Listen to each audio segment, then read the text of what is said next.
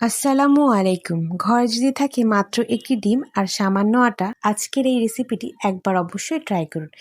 এত সহজ, এত সুস্বাদু আর এত সুন্দর ফুলে ওঠা নাস্তা যে না বানালে সত্যিই মিস করবেন। এটা বানাতে যেমন সহজ, খেতে তো হয় দুর্দান্ত। আপনারা একবার বাসায় হলে ট্রাই করে দেখতে পারেন। তো চলুন দেরি না করে দেখে নেওয়া যাক আজকের সুস্বাদু নাস্তার রেসিপিটি। এজন্য শুরুতে এখানে আমি একটি বাটিতে মেজারমেন্ট কাপের 1 কাপ পরিমাণ আটা নিয়ে নিয়েছি। আপনারা চাইলে এখানে ময়দাও ব্যবহার করতে পারেন। তারপরে এর মধ্যে আমি দিয়ে দিচ্ছি সামান্য একটু লবণ। এখন এই ময়দার সাথে লবণটাকে একটু ভালো করে মিশিয়ে নিচ্ছি। ভালো করে মিশিয়ে নেওয়া হয়ে গেলে এখানে আমি 2 চামচের মতো তেল দিয়ে দিচ্ছি। এখন এই তেলটাকেও ময়দার সাথে হাত দিয়ে ভালো করে মিশিয়ে নেব। হাতের সাহায্যে ডলে ডলে এভাবে মিশিয়ে নিচ্ছি। ভালো করে মিশিয়ে নেওয়া হয়ে গেলে এখানে আমি নর্মাল তাপমাত্রার পানি অল্প অল্প করে একটি ডো বানিয়ে নেব। ডোটা এমনভাবে তৈরি করব যেটা একেবারে শক্তও হবে না, আবার একেবারে নরমও হবে না। ভিডিওর এই পর্যায়ে এসে যারা এখনও একটি লাইক দেননি, সবার কাছে অনুরোধ একটি লাইক দিয়ে ভিডিও দেখা কন্টিনিউ করবেন। দেখতে পাচ্ছেন ডোটা কিন্তু তৈরি করা হয়ে গিয়েছে। এখন এই ডোটাকে 2 থেকে 3 মিনিট মথে নেব। মথে নেওয়ার ফলে ডোটা কিন্তু আরও পারফেক্ট হবে। এখন ঢাকনা দিয়ে ঢেকে এটাকে 5 মিনিটে রেস্টে রেখে দেব। এই 5 মিনিটে ডোটা পুরোপুরি সেট হয়ে যাবে। চলে এলাম 5 মিনিট পর।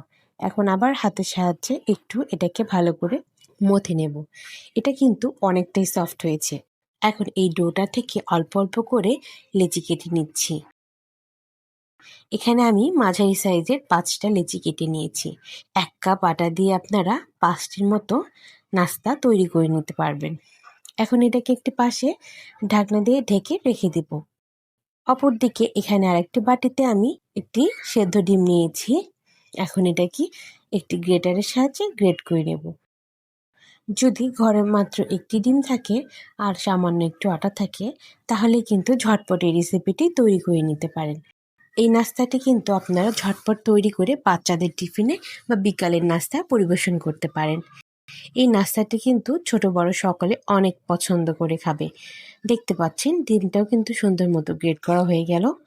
এখন এ পর্যায়ে এখানে আমি 1 চামচের মতো কাঁচামরিচ কুচি দিয়ে দিচ্ছি। এখানে আপনারা ঝালটা আপনাদের পছন্দ মতো বাড়িয়ে কমিয়ে নিতে পারেন। তারপর এখানে মাঝারি সাইজের 2টা পেঁয়াজ কুচি করে নিয়েছি, তার মধ্যে দিয়ে দিচ্ছি। এখানে পেঁয়াজটা একটু বেশি দিলে নাস্তাটা কিন্তু অনেক মজার হয়, তাই আমি এখানে পেঁয়াজটা পরিমাণ একটু বেশি দিয়েছি। তারপরে এখানে কিছুটা পরিমাণ ধনিয়া পাতা কুচি নিয়েছি, তা দিয়ে দিচ্ছি।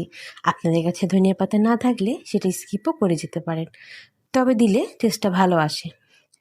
তারপর এখানে আমি 1/2 চামচের মতো চাট মশলা গুঁড়ো দিয়ে দিচ্ছি। আপনাদের বাসায় চাট মশলা গুঁড়ো না থাকলে আপনারা এখানে ম্যাগি ম্যাজিক মশলাও দিতে পারেন। তারপরে এখানে সামান্য একটু লবণ দিয়ে দিচ্ছি। লবণটা অবশ্যই এখানে একটু বুঝে শুনে দিতে হবে। তারপর এখানে দিয়ে দিচ্ছি কিছুটা পরিমাণ ভাজা জিরার গুঁড়া। এখন সব কিছুকে একত্রে ভালো করে মিশিয়ে নিচ্ছি। এই নাস্তাটি বাসায় একবার হলে ট্রাই করে দেখতে পারেন। এর স্বাদ কিন্তু মুখে লেগে থাকার মতো। যাকে বানিয়ে খাওয়াবেন সে কিন্তু আপনার প্রশংসা করতে বাধ্য হবে। খুব ভালো করে মিশিয়ে নেওয়া হয়ে গিয়েছে। এখন এটাকে একটি পাশে আমি রেখে দিচ্ছি। এদিকে তৈরি করে রাখা ডো থেকে একটি লেচি নিয়ে আমি একটু সামান্য ময়দা ছিটিয়ে নিচ্ছি। তারপরে এখন বেলনার সাহায্যে বেলে একটি রুটি তৈরি করে নেব। রুটিটা কিন্তু একটু মোটা করেই তৈরি করে নিতে হবে। রুটিটা একেবারে পাতলা করা যাবে না, পাতলা করলে কিন্তু এটা ফেটে গিয়ে ভেতরকার পুর বের হয়ে যাওয়ার সম্ভাবনা থাকে। এখন সেই আগে থেকে তৈরি করে রাখা ডিমের পুরটা এই মাঝখানে দিয়ে দিচ্ছি। এটা অবশ্যই বেশি করে দেওয়া যাবে না, তাহলে কিন্তু বের হয়ে যেতে পারে। পুর দেওয়া হয়ে গেলে এভাবে রুটিটাকে টেনে টেনে মুখটাকে এভাবে লাগিয়ে দিচ্ছি। হয়তোবা আপনারা দেখে বুঝতে পারছেন কাজটা কিভাবে করছি। অবশ্যই এটাকে কিন্তু ভালো করে মুখটা লাগিয়ে নিতে হবে, তা না হলে এটা ভাজার সময় কিন্তু খুলে যেতে পারে। দেখতে পাচ্ছেন ঠিক মতো কিন্তু লাগিয়ে নিয়েছি। এখন আলতো করে এটাকে বেলে নিচ্ছি। আপনারা চাইলে এটাকে না বেলেও এভাবে হাত দিয়ে আস্তে আস্তে চাপ দিতে পারেন, কিন্তু বেলতে গেলে অবশ্যই কিন্তু এটাকে আলতো করেই বেলে নিতে হবে, যাতে করে ভেতরকার পুর বের না হয়ে যায়। একটি তৈরি করে নিলাম। আমি আপনাদের বোঝানোর সুবিধার্থে আরও একটি বানিয়ে দেখাচ্ছি। এই রেসিপিটা তৈরি করতে কিন্তু খুব অল্প সময় লাগে। আপনারা বাসায় খুবই সহজ এবং অল্প উপকরণ দিয়ে কিন্তু তৈরি করে নিতে পারেন। এক এক করে সবগুলো নাস্তা তৈরি করা হয়ে গেল। এভাবে কিন্তু আপনারা নাস্তাগুলো বানিয়ে রাখতে পারেন, যখন খাবেন তখন কিন্তু ভেজে নিলেই হবে। এখন আমি এগুলোকে ভেজে নেব। এজন্য চুলায় একটি প্যান বসিয়ে সামান্য একটু তেল দিয়ে দিচ্ছি। নাস্তাগুলো ভাজতে কিন্তু বেশি তেলের প্রয়োজন নেই, মানে এগুলোকে কিন্তু ডুবো তেলে ভাজতে হবে না। তেলটা একটু গরম হয়ে এলেই এই নাস্তাগুলো এর মধ্যে দিয়ে দিচ্ছি। এখন এক পাশ ভাজা হওয়া পর্যন্ত অপেক্ষা করব। রুটিগুলো যেহেতু একটু মোটা, তাই এগুলোকে একটু আস্তে আস্তে সময় নিয়ে ভেজে নিতে হবে। এগুলোকে তাপ বাড়িয়ে ভাজা যাবে না, তাহলে কিন্তু ভাজা হলেও ভেতরটা কিন্তু কাঁচা থেকে যাবে। এক পাশ ভাজা হয়ে গিয়েছে, এখন এগুলোকে উল্টিয়ে অপর পাশ ভেজে নিচ্ছি। অপর পাশও একটু সময় নিয়ে ভেজে নেব। দেখতে পাচ্ছেন নাস্তাগুলো কিন্তু অনেকটাই ফুলে উঠেছে, আর কালারটাও কিন্তু অনেকটা সুন্দর এসেছে। সব পাশ এভাবে উল্টে পাল্টে ভেজে দিতে হবে, তাহলেই কিন্তু এটা অনেকটা মুচমুচে হবে। ভাজা হয়ে গিয়েছে, আপনারা হয়তো বা দেখেই বুঝতে পারছেন কতটা মুচমুচে হয়েছে।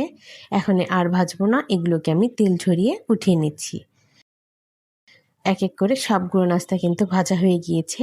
মাশাআল্লাহ, দেখতে পাচ্ছেন কতটা সুন্দর হয়েছে।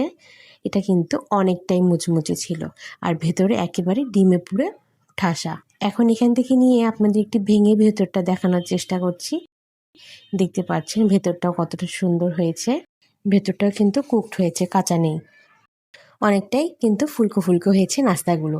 আপনারা বাসায় একবার হলেও ট্রাই করে দেখতে পারেন। সকালের নাস্তা বা বাচ্চাদের টিফিনে কিন্তু আপনারা এটা পরিবেশন করতে পারেন। আর এটা বানানোও কিন্তু খুবই সহজ।